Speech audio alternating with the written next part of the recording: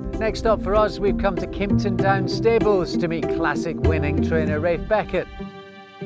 We'd been 5 years at Whitesbury, 4 before we started looking around, and I loved training at Whitesbury, but we were tenants there, and it didn't make sense to continue as a tenant, really, with the number of horses we were training. So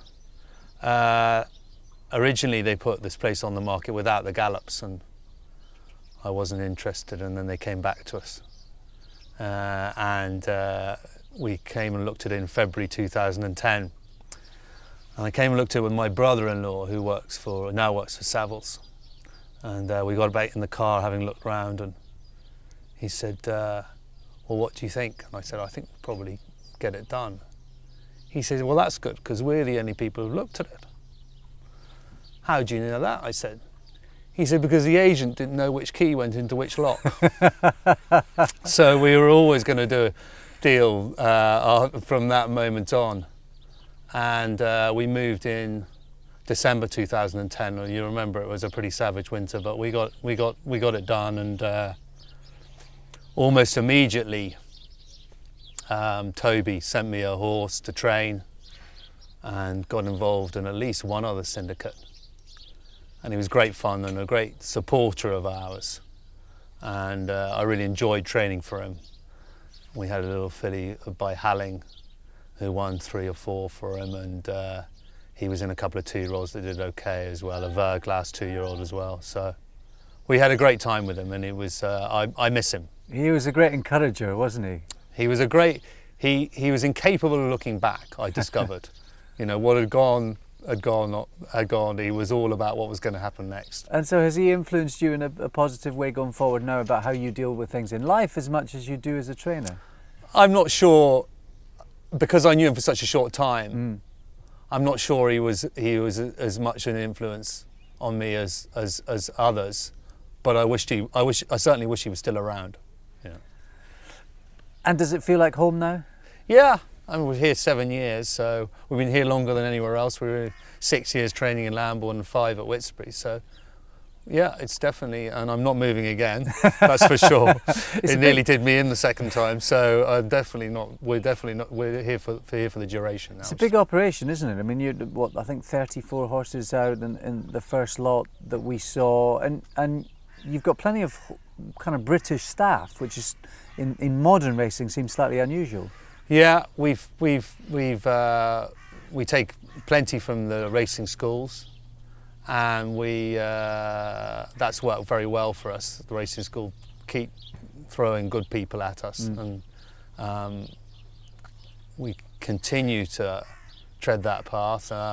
We can house plenty here as well, and I'd like to think they're well looked after. You'd have to ask them, but there's a pretty stable staff here now, you know, in the sense that they've been here a while, and there's a hard core of them that look after the younger ones as well. So I hope it's a good place to work. Let's talk about the horses. Isabel De Urbina has been a real flag bearer for you this season, winning a couple of listed races. How much further can she push forward? It's a good question. Was it grade or trip at York, would you say? I'd say trip. Right. And perhaps we rode her a bit too positively as well. You notice both at Goodwood and Pontefract, she got behind the bridle and took a long time to hit her stride. She perhaps prefers being ridden that way.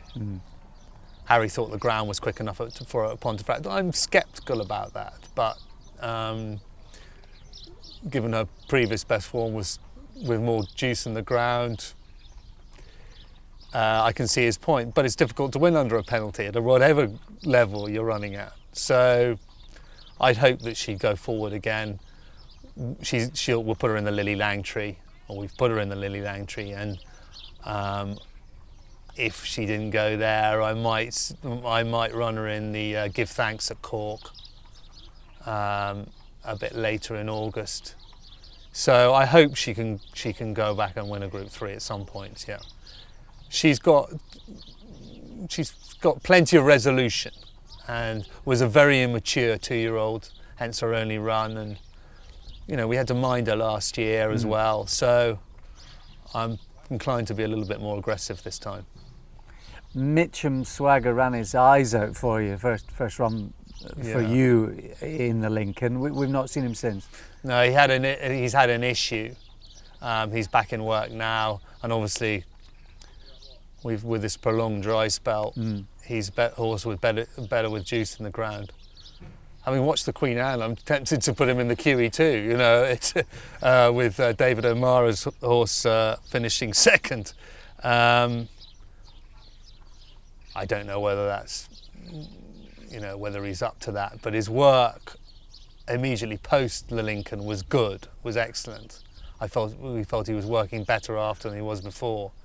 He just picked up an issue, and we've had to put him back together again. But maybe that's not such a bad thing with such a dry May and June. Hopefully he'll be ready for September and October. Air Pilot's already done a great job for you this season over in France, winning a couple of softer ground pattern races. How is he? What's the plan? He's on holiday. He went away, he's had 4 weeks now. His owner loves having him at home, so I have to work quite hard to get him back into training. I'd love having him at home, to be honest. Quite. Understandably, she's very fond of him. He'll probably come back in the next 10 days if I have my way, and we'll get him ready for something in the autumn, maybe the Prix d'Olla, something like that. He's difficult to place with a Group 2 penalty, of course.